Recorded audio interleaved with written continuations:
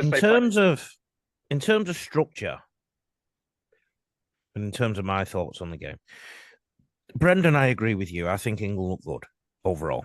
I think England are a project that Sean Wayne has had for a while now. So I think he's in his third or fourth season. So there's a lot of togetherness. There's a big care factor.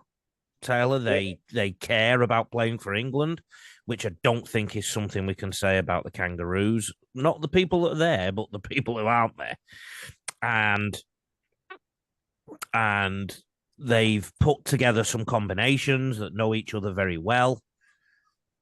The fact that Victor Radley comes over and adds what he brings to the table, the fact Herbie Farmworth comes over and adds what he brings, anybody who plays in Australia would come over, that I think that gives the English confidence about what they are doing. I think whenever you go to England, when you're a Southern Hemisphere that goes to team that goes to England and Great Britain for 50 odd years have been told or seen on the field that they aren't as good enough as their Southern Hemisphere opposition. So you have got to be ready for some kind of ambush if you're a Southern Hemisphere side. Look, tactically, England did very well at targeting the Samoa right side of defence where Milford was. They often worked to that area, went to the middle to go back to him around there. And I then noticed that they would put a line shot right in at the end of the set. I don't know why teams are doing this. I would like to see them do more than one line shot in a set. I mean, you can almost squeeze three in if you really want to. But ultimately, their goal, primarily in good ball, was to expose Milford and his defense on that side. And he flew out the line at one point. I think it was on 6 minutes. Flew out the line to fix something, and the rest of the defense had to follow him, and England coasted in. I mean, some of the tries England actually walked in. The defense was that bad. What I liked about England, each week we can talk about, oh, they did this set, they did that set, they put this play on, they put that play on. Most of them do the same thing, it seems sometimes. But England's, say for example, their block plays, they were nice and tight. The lines were good that they ran. Yes, they got it wrong a couple of times, as you'd expect, but their shapes were really good overall. They also were very good on exit at getting a quick play the ball that put the Samoa defense under pressure all the time, and that led to six agains, penalties, etc., etc. And I don't think Samoa had anything that they could do to counter that in their defense. They threw lots of bodies in the tackle. So let me go back to the point I made earlier about how I criticised the coach for 6 sessions. He had 6 sessions with his team. You're dealing with players who know what a compressed defense is. They know what an up and out defense is. They know what a spread defense is. They know what an up and in defense is. Yada yada yada. They know what peel off at the ruck is. They know what, because they're professional players, right? It looked to me like he'd done loads of work, this coach, on the ruck and killing the ruck, which is something that you'd probably want to do in England because the referees have different interpretations. The problem was they seem to have forgotten to consider what the referee thinks about in England. Also, they got the peel off really wrong in the lead up to the first try.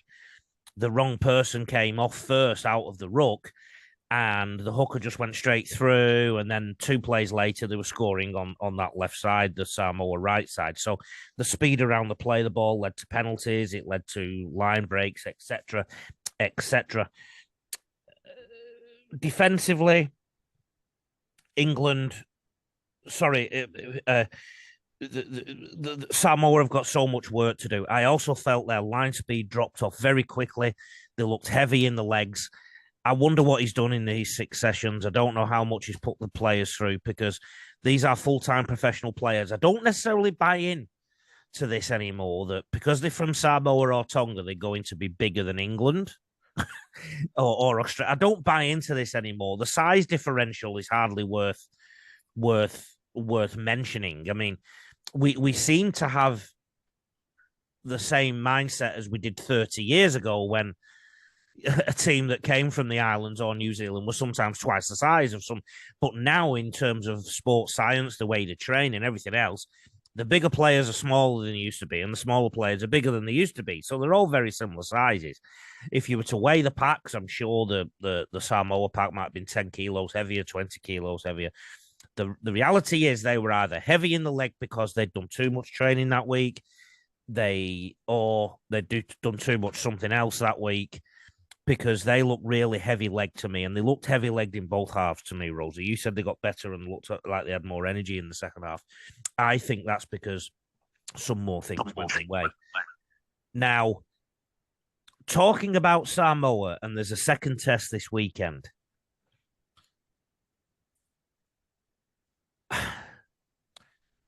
I thought they were too structured. They played too structured. Let them play, coach, is my advice. Let them play. So you've got somebody like Jerome Luai in that side, and even Milford. Milford is a free spirit with a ball. You can't get Milford to organise. Brisbane tried for years to try and get Milford to organise something. He couldn't do it. He couldn't organise a pig to be dirty. Let them play football. Let them come out, exit, first 10, 20, 30 metres, nice and simple. But get some plus ones coming off the halves, plus twos coming off the 6 and the 7. Move the ball around. Let England chase you, because the edge defence of England was left floundering when they did play some football. You look at when Samoa had some success, it was when it's almost like they threw the shackles off and just had a crack. Samoa actually scored the best try in the game. There was an instance there early in the first half. I think it was tackle 5. It was probably halfway through the first half. And if you numbered up, it would have been about 4 Samoa players on 2 English players. Yeah. But Luai and Luai in a black jersey would have thrown the ball out, and gone out wide. But for some reason, he just went for the kick and just went through this. We've got to go to a kick. It's tackle 5. Yeah. And I think England, I think they really need to do work with Wellesby and his numbering in that defensive line. Both teams, the defensive splits were off. Now, the other point I want to make, Rosie, and sorry, Taylor, I've not really asked you anything about your thoughts on the outcome or anything. I'll get to you soon, but the whole idea of going structured against England, if you're going to try and get into a structural battle against England, England are always going to win that because they've been together for longer and under the same coach for longer. And they didn't fly from the other side of the world a week before or a week and a day before. So they have to play football in this test. Not stupid, not throw all caution to the wind, but move the ball around. What do you think? What do you think, Taylor?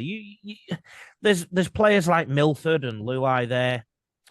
There's some exciting centres. The days of Samoa bashing a team in submission are surely a thing of the past, aren't they? Well, I think even when Samoa were at their best, they never bashed a team into submission. I mean, yes, they did, but they were quite creative in and around that ball. Yeah.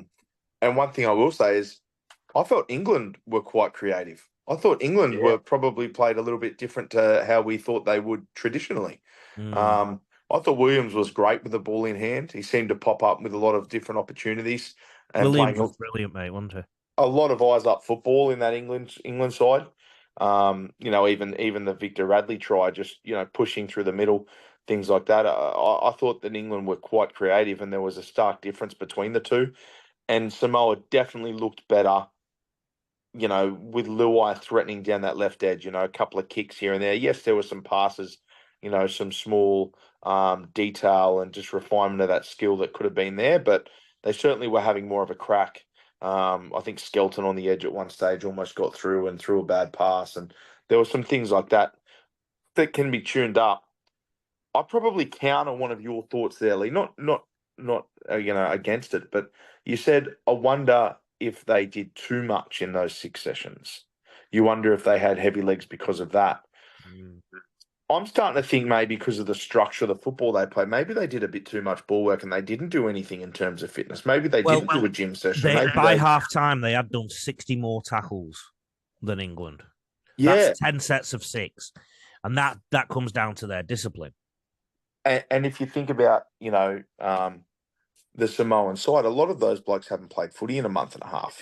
So I'm wondering how much training they've actually done. Well, some of the English boys will be in that position too. Oh, I'm not doubting. But what I'm saying is, the tired legs and things like that may not just be overtraining. It may actually be undertraining in the lead up to the tournament. Well, it's one or the other. It's one or the other. It's one or the other. One thing you can't say is that they only had 6 sessions. Which is what the coach said. You've got a 3-game series on the line. 2. It's 3 games, isn't it, total? 2. No, 2. So you've got a series on the line with 2 games. Can you imagine Madge Maguire this year or Billy Slater coming out saying we just didn't train enough in the lead up to? Well, I'm pretty convinced. I'm pretty convinced that New South Wales and Queensland only get about 6 sessions in before an Origin game, if that. I don't think you get 6. I know. Yeah.